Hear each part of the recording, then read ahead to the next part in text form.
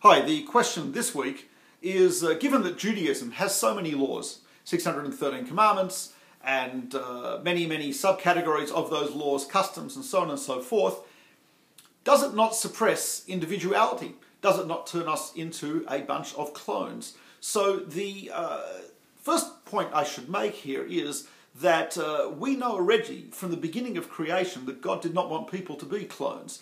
In fact, according to some of our commentaries, one of the reasons that God split up humanity with the Tower of Babel is when they were building this tower, and the Torah tells us people were speaking similar languages and the same dvarim achadim, which means the same things, same ideas.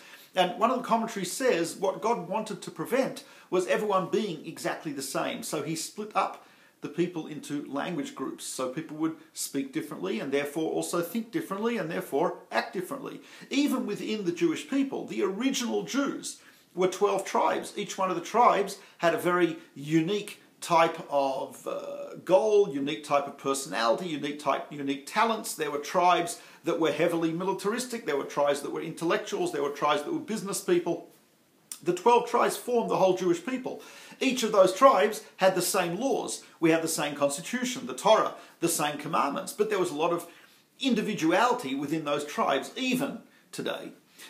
Even if we are observing the same laws, we nevertheless are able to maintain a tremendous amount of individuality within those laws. You only have to look at various groups amongst the Jewish people who actually appear to be very different and behave differently, even though they're observing the same commandments. You know, I'll take for example Kiddush on Friday night, when you hold a cup of wine and you say words that talk about God's creation of the world, sanctification of the Sabbath, you say certain blessings. What we say is pretty standard, with a 1 or 2 word difference amongst all Jewish communities, Yemenites and Moroccans and German Jews and Russian Jews and Hasidim and non-Hasidim, etc.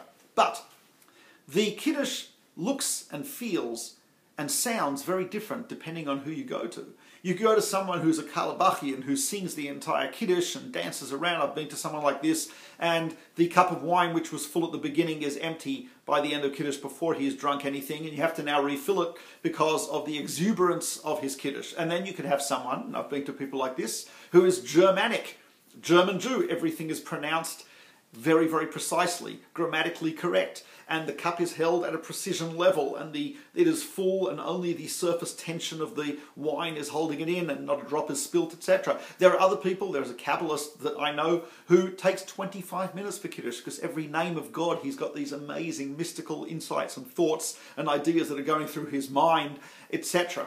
Every Kiddush could be very different. And the same is true with the observance of Shabbat.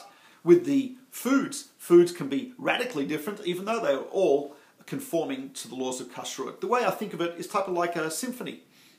You can hear, if you have a good ear for music, and you hear Mozart, Eine kleine Nachtmusik played by one string quartet or played by another, you might hear a difference. If you hear a Beethoven piece played by St. Martin's in the Field or played by the Berlin Philharmonic, or played by some other orchestra, then the Age of Enlightenment Orchestra, etc., you can actually discern a difference, even though it's the same notes, probably the same instruments, but there is a difference. Maybe the differences in what emphasis is given to certain instruments, maybe the difference will be in the speed, maybe it will be, etc. But there are differences, and that is very beautiful. So on the one hand, we have cohesiveness, we have unity, which is what we want. We want to identify with a group, we want to be part of a group, we want to create an entire nation and be part of that nation. But even within that, it's possible to maintain very beautiful individuality that we can have within those Torah and within those commandments.